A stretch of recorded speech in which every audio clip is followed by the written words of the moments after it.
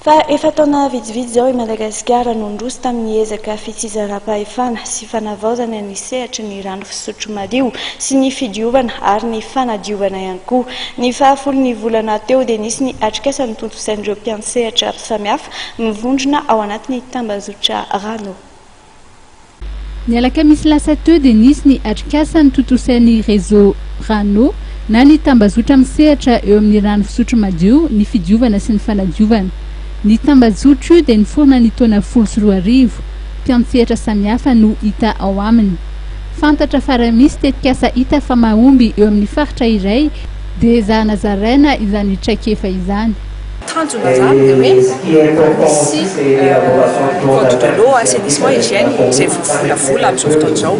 Nisy koa lalàna mifehy an'izany décentralisation zany ny atao hoe maîtrise d'ouvrage local 2014-018 loi organique zany 2014. Manahoana mifipetra amin'izany hoe inona mitondra vaovao ahafahana manome ity zany capacité na fahafahana kokoa ho an'ny mpiantsehatra amin'ny rano ireny cadrage juridique ireny inona ny fitaovana afaka omena an'ireo commune ahafahana manatratra ny ezaka andrasana aminy hoe anome rano fisotro madio amin'ny mponina eny aminy.